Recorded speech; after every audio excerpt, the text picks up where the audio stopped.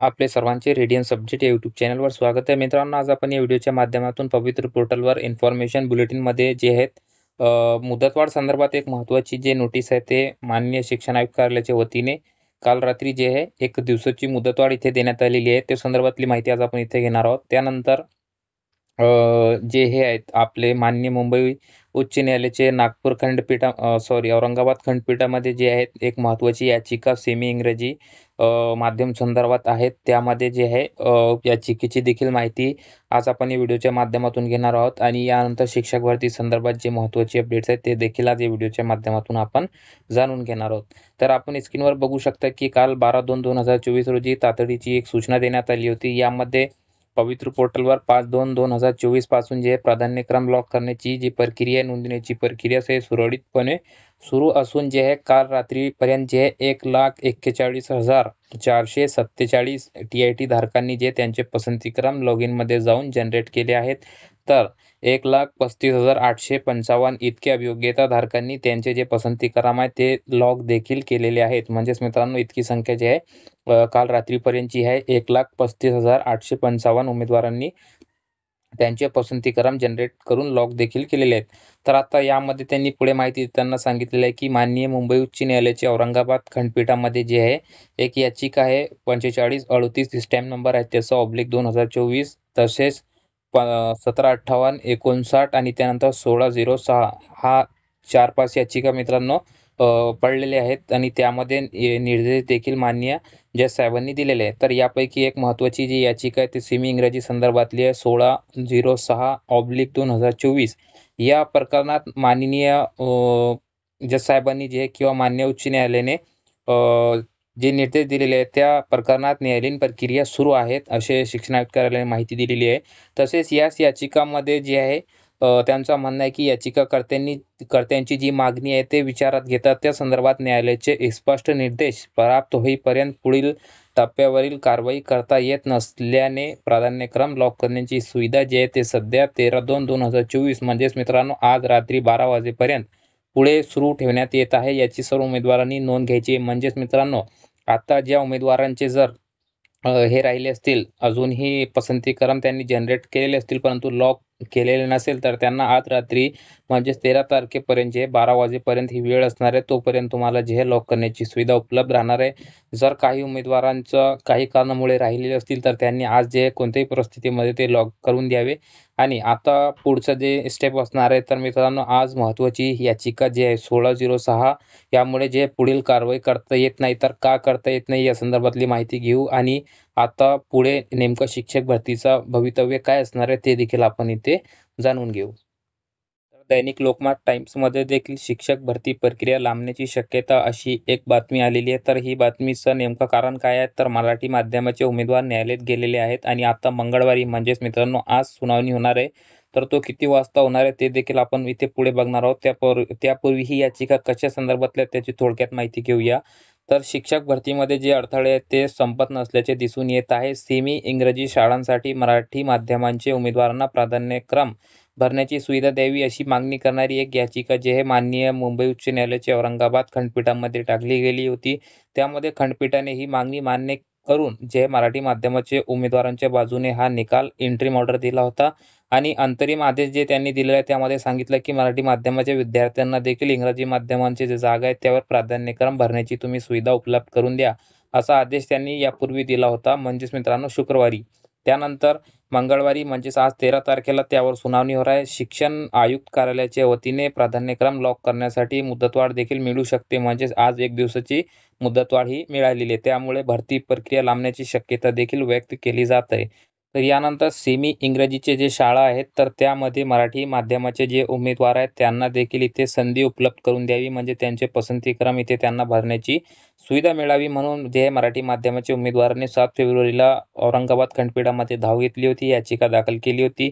त्यावर 9 तारखेला सुनावणी झाली आणि सुनावणीमध्ये न्यायालयाने जे आहे इथे मराठी माध्यमाच्या उमेदवारांना सेमी शाळेसाठी जे प्राधान्यक्रम आहे ते भरण्याची सुविधा उपलब्ध करून देण्याचे अंतरिम आदेश दिलेला आहे. मात्र त्यावर त्यावर शिक्षण आयुक्त कार्यालयाच्या वतीने जे शासनाची बाजू ऐकून घ्यावी अशी विनंती केली होती, त्यावर जे आहे ते मान्य झालेली असून आज मंगळवारी जे आहे सुनावणी होणार आहे.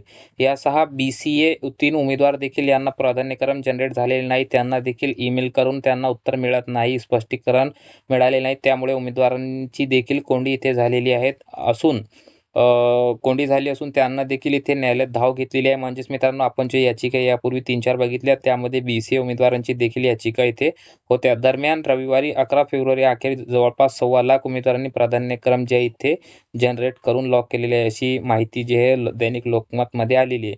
आता महत्त्वाचे जे 2 दिवस आहेत तर म्हणजे आजचा जे दिवस आहे महत्त्वाचा ते आपल्यासाठी महत्त्वाचं आहे, कारण यामध्ये जे शिक्षण आयुक्त साहेब आहेत त्यांची प्रतिक्रिया देखील आलेली आहे. त्यांनी सांगितलेलं आहे की मराठी तसेच इंग्रजी दोन्ही माध्यमाच्या विद्यार्थ्यांना न्याय देत भरती प्रक्रिया सुरू आहे. मात्र काही उमेदवार न्यायालयात गेले आहेत, त्यामुळे भरती प्रक्रिया जी आहे खूप वेळ जात आहे अशी प्रतिक्रिया सुरज मांढरे साहेबांनी इथे शिक्षण आयुक्त आहेत त्यांनी दिलेली आहे. इथे जे युवा शैक्षणिक व सामाजिक न्याय संघटनेचे संदीप कांबळे आहेत, तर त्यांनी सांगितलेलं आहे की सेमी इंग्रजी शाळांवर मराठी माध्यमाच्या उमेदवारांना पसंतीक्रम भरण्याची सुविधा दिली तर शासनाला पुन्हा सर्वांना पसंतीक्रम भरण्याची संधी उपलब्ध करून द्यावी लागेल. यामध्ये आणखीन किमान 2 ते 3 दिवसांचा वेळ जाऊ शकते. त्यानंतर जे DTED BEd स्टुडंट असोसिएशनचे अध्यक्ष आहेत संतोष मगर यांनी देखील प्रतिक्रिया दिलेली आहे की शासनाने मराठी माध्यमाच्या उमेदवारांना पसंतीक्रम जे भरण्याची सुविधा दिली असती तर भरती प्रक्रिया लांबली नसती. शासनाकडून न्यायालयात बाजू मांडण्यासाठी वेळेची मागणी करत भरती प्रक्रिया लांबण्याचा प्रयत्न होत आहे.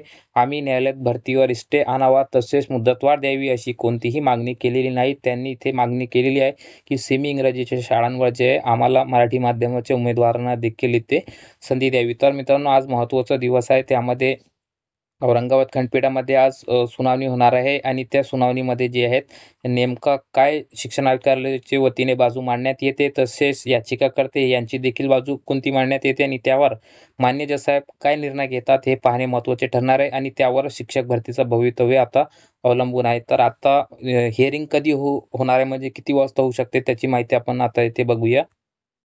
तर आपल्या स्क्रीनसमोर आपल्याला जे कॉज लिस्ट मान्य मुंबई उच्च न्यायालयाच्या औरंगाबाद खंडपीठाची डेली सप्लिमेंट कॉज लिस्ट जे आहे ते दिसत आहे 13 फेब्रुवारी 2024ची.